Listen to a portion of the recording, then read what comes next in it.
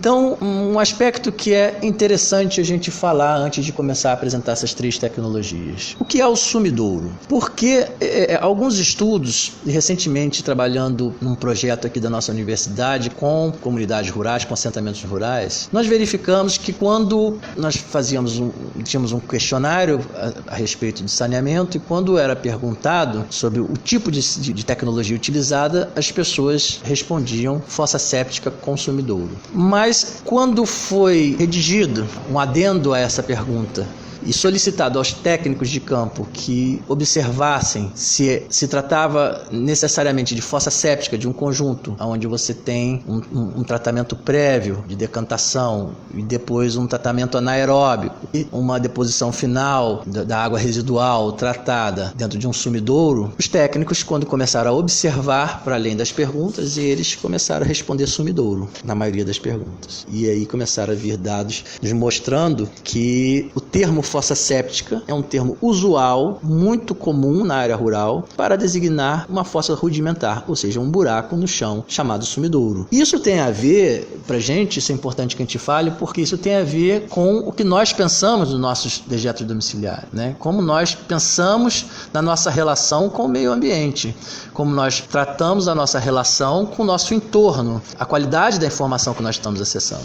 E aí há estudos também que apontam para o mesmo nível de significação, onde as fossas sépticas são chamadas de fossas sépticas, mas na verdade são sumidouros. Quer dizer, as fossas sépticas, os sumidouros são chamados de fossa séptica. Então a gente tem uma questão que se coloca aí, que é o seguinte: o que nós pensamos do nosso resíduo, né? O que nós pensamos em tipo de impacto que ele pode provocar, né? Quando nós vivemos isoladamente, onde nós não temos vizinhança, onde nós temos uma capacidade filtrante muito grande do solo, com bastante floresta, enfim, logicamente o impacto desse tipo de ação ele tem um significado muito menor do que quando a gente está falando de agrupamentos humanos, né? Em lotes, mesmo sendo rurais, em pequenas cidades, em vielas, enfim, quando a captação ocorre muito próxima do local aonde é feito o tratamento do esgoto. E esse tratamento precário, né, que não contempla as diferentes etapas que devem ser contempladas para a digestão da matéria, da biomassa produzida e da geração de uma água residual com baixo nível de toxicidade para contaminação, vamos dizer assim, uma água residual com baixo nível de toxicidade e agentes contaminantes, né, para o solo, né, a gente está pensando uma situação de uma relação ecossistêmica com o meio ambiente, onde a gente pensa na nossa posição como alguém que integra um todo e que precisa pensar nas tecnologias que nós não vemos, não é? Porque nós não queremos ver os dejetos, os efluentes e os nossos resíduos vésico-intestinais, nós não queremos ver. E depositamos eles em um lugar onde nós não vemos. E deixamos de nos preocupar com eles sem mensurar o tamanho do impacto que isso pode ter no conjunto da sociedade como um todo. E aí a gente tem um modelo tradicional mais comum, que é a fossa séptica com sumidouro, que ela é um sistema individual de tratar o esgoto, que é de um esgoto familiar, a gente chama individual porque de se tratar o esgoto familiar, o esgoto doméstico, né? Ela diminui os poluentes do esgoto, né? E ela é elaborada da seguinte maneira: uma fossa séptica, aonde os efluentes vão ser depositados inicialmente, vão passar por um processo de decantação e aquela água com menos matéria orgânica vai passar para um filtro anaeróbico. Nesse filtro anaeróbico, onde as bactérias vão digerir essa matéria orgânica, formando assim uma camada de lodo residual. Essa água passando por esse processo, o restante dessa água tratada, ela vai ser depositada dentro de um sumidouro. Sumidouro esse que, como o próprio nome diz, vai fazer com que essa água possa ser infiltrada no solo.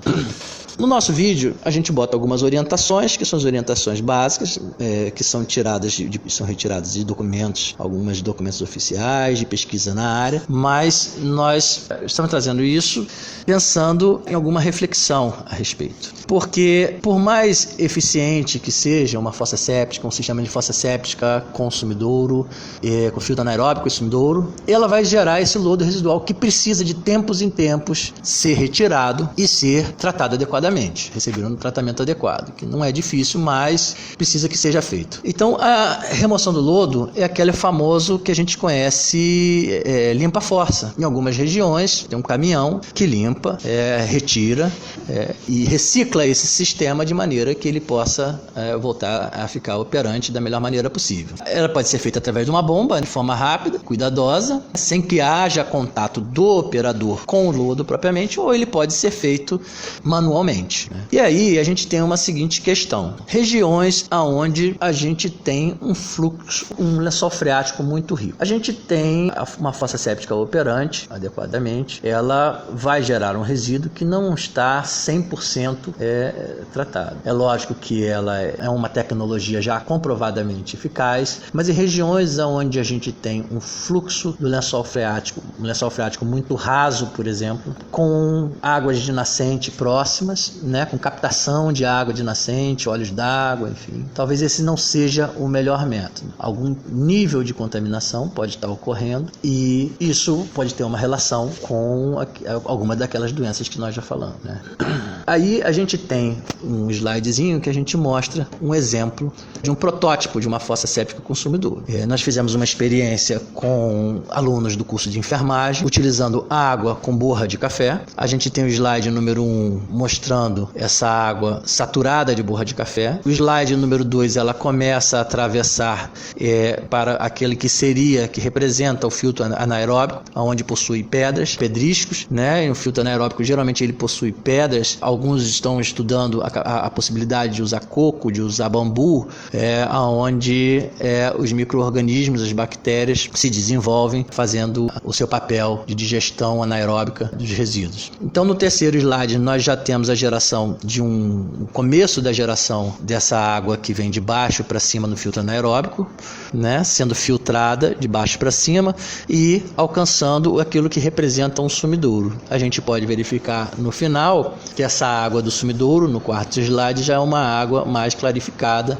uma água com um certo nível de tratamento que a gente não pode atribuir um nível extremamente elevado desse tratamento, ou seja, que ela de alguma maneira tem que manter uma certa distância das fontes de captação de água.